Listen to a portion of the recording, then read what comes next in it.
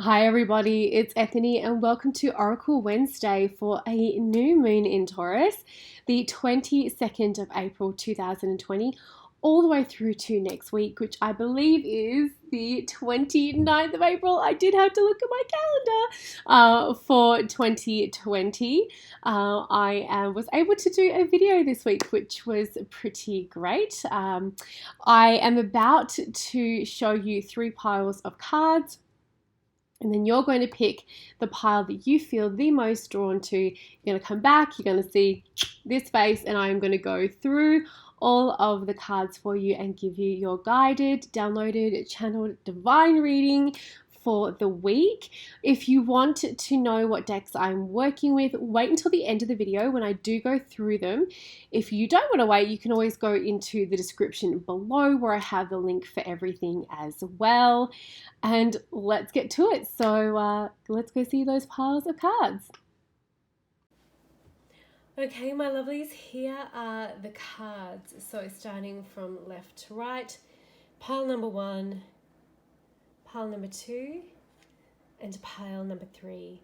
So select the pile that you feel the most drawn to, or that you feel holds the message that you are here to be guided to hear for this week. I recommend you write it down so you don't forget while I'm talking about the messages revealed. And let's go and get those messages now. Alrighty, welcome back. So group number 1, pile number 1, I do use those terms interchangeably, but it just means if you pick number 1, this is your message. Your cards for the week is the Tower, but the Tower was actually moved to its its active side. So with this deck, you have got different ways that it falls, and this actually fell on the active side. So we have the Tower, the Sun, and follow through. So this week, it's really about sticking with your vision and with your goals. It can be very hard to keep going and to feel as though you're on the right track and that it's going to be worth it when you've put so much time and effort into something but you're seeing no rewards. It can be extremely hard to keep that motivation. I know I've been there myself, especially when we're looking at larger projects that require quite a lot of effort. So something like writing a book or doing a course or creating a deck or creating a collection of artwork or putting in work into a relationship, anything that really requires effort on a daily basis and a lot of effort can be very hard to keep going. Try not to let any setbacks and delays get you too frustrated. You are being asked to keep going. So if you have a specific project, goal in mind and you've been really wondering whether it's going to be worth it, this is an absolute yes, it is. You just have to keep going and keep the faith. There is going to be a reward for all of your hard work, even if you're unable to see it at the moment. Don't lose faith in your abilities or yourself. So the Tower in the tarot can really, it's not a great card, but the Tower in this deck is actually a great card. We're looking at this perspective from a long-term perspective. So what we're going to be able to do now in order to allow for long-term success. We're looking at something from a far off distance and getting a big broad perspective. The Sun in the reading here is a reminder to do the work daily. I say this all the time. One of the things that you can do, especially at the moment, I'm homeschooling my beautiful son the days that he's with me. I'm having to be very, very conscious and careful about scheduling my work so that I can get things done while he's with his father. I'm having to get up early. I'm having to do things at different times. I've had to rejig my schedule. And I only have one son, so I can imagine how difficult it is for a lot of people right now. And especially people who are caring for their elderly parents or anyone who's unwell. So first of all, if that's you, don't worry about taking a pause. right now and only work when you absolutely can. Don't push yourself to exhaustion. If you can, try and wake up even if it's half an hour early, to get one thing done on your to-do list before the house gets too loud and chaotic. Or tackle the crappiest thing on your to-do list and enjoy the feeling of accomplishment it brings, and then keep going, because often the thing that has been causing us the most angst on our to-do list, once we get it done, the relief that we get from that feeling allows us to complete even more off there. The Sacred Creators Oracle, the key to this week's success and really setting yourself up for the future is the follow through. Faith without deeds is nothing. Dreams without action is nothing. We just need to follow through. And whether that is just simply following through with doing something that we say we're going to do for other people, or even just following through for ourselves, it's super important this week. But keep going, take a deep breath, rejig your routine if you have to. If you absolutely can't, just press pause and know that this is a long-term thing. This is the long game. You don't need to have done absolutely everything right away. Okay, group number 2, we have the bat. So this is usually this way, so pretty, but we've actually drawn the bat for group number 2 upside down, so it's in its negative aspect. So then we have snowflakes, and your final card, integrate your knowing. So what can be really, really difficult about this set here is that not everyone is going to understand your choices, and not everyone is going to understand what you're doing in life. The thing is that they don't need to understand. As long as you're not hurting anybody, as long as you're, within your integrity and not harming yourself, who cares? It can be very difficult to find flow if you feel as though you're struggling to sort of fit in somewhere, or you're feeling as though you have to justify every move you make. Know that that is actually going to change real soon. One thing I would say the cards are really trying to recommend to you is that you just don't allow these interjections and these people who are trying to, probably they feel like they're trying to do you a favor.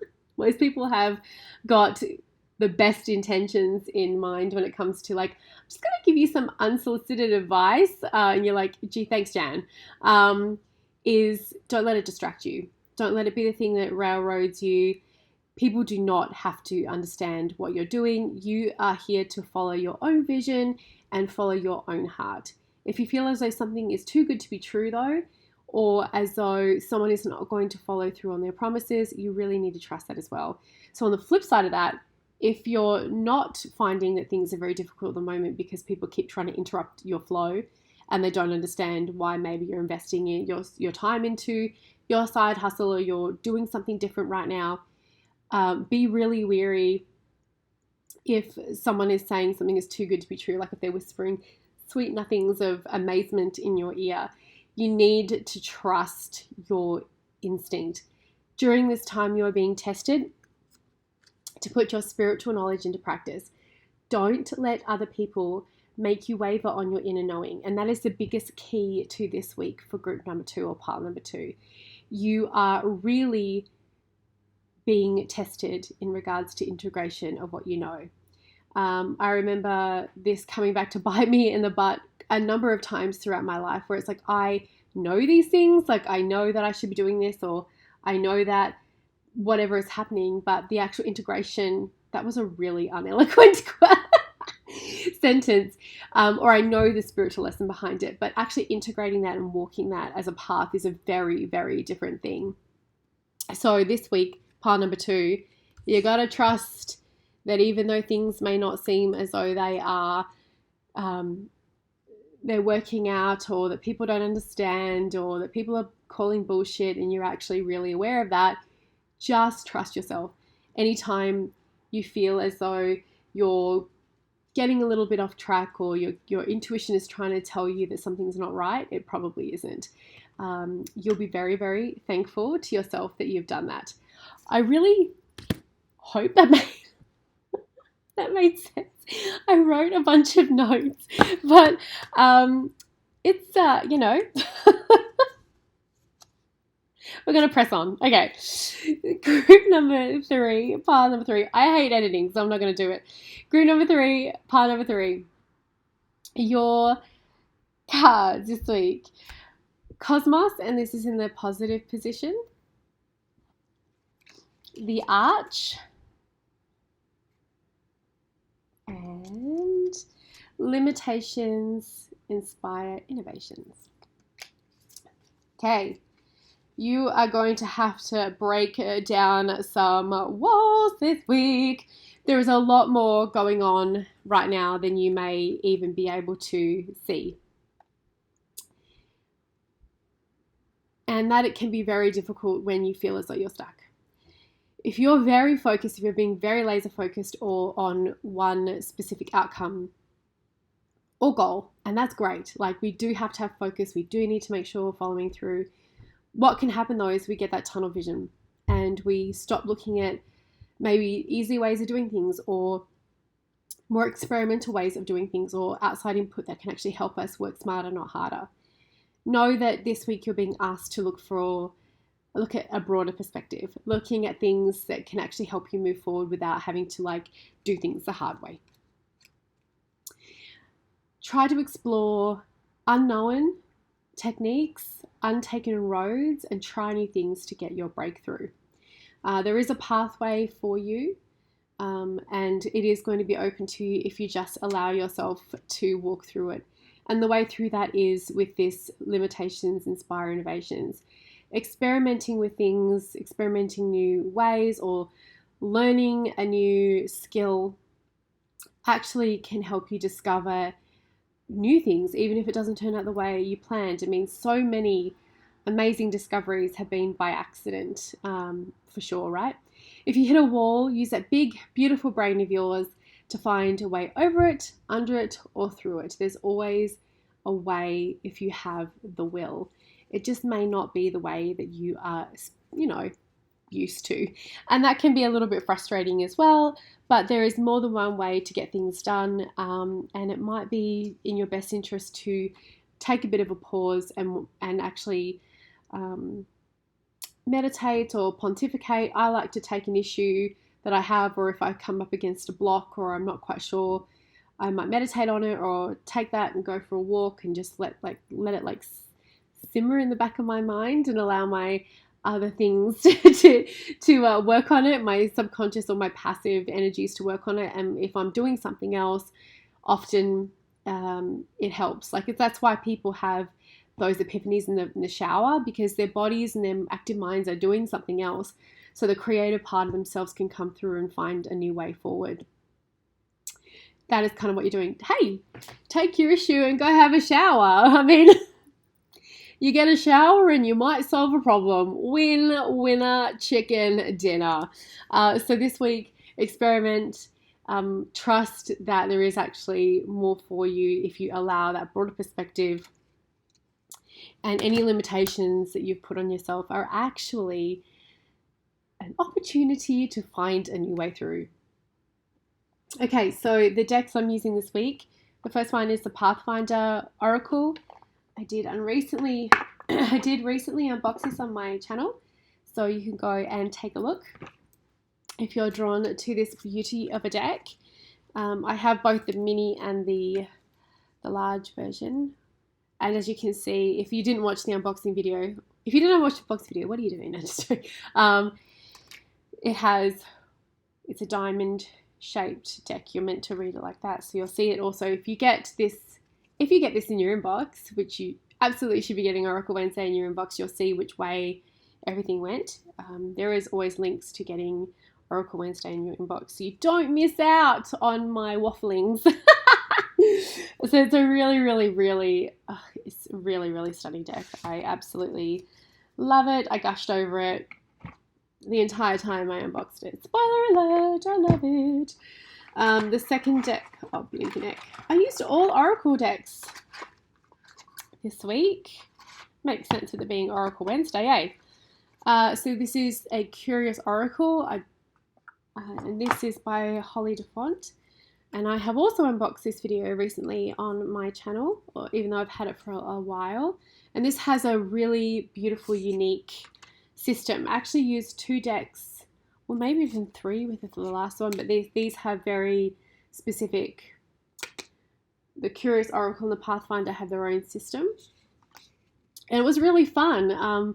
Again, I've mentioned this before. I love the fact that I'm using more than one deck in Oracle Wednesday, because it's really giving me a chance to play with the many beauties that I have, and see how they actually work with each other and in a reading, and how I work with them, because yeah, sometimes it's like something surprises you. And then the third, I keep the Sacred Creators Oracle in this, which was a pencil case from Chapters. They always have such great pencil cases.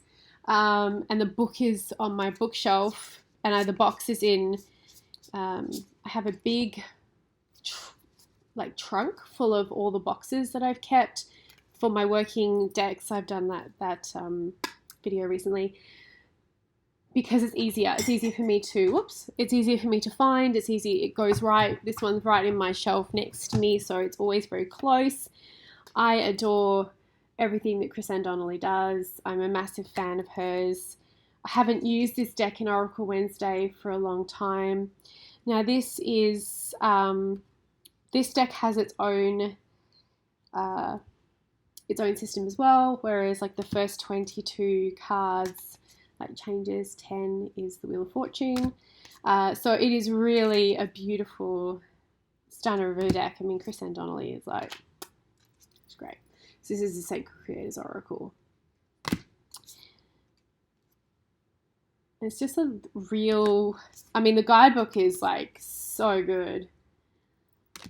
It's a lovely, well-written, Chris-Anne is just fantastic. So that is the Sacred Creators Oracle. Those are the 3 decks that I've used this week, everybody. I'm glad I got to do a video. During this time, I'm not always able to do a video anyway, just with my responsibilities as a mum. I'm really glad I got to do a video this week. I hope that the reading has helped and resonated with you. Stay safe, stay magical, and I will see you all next time.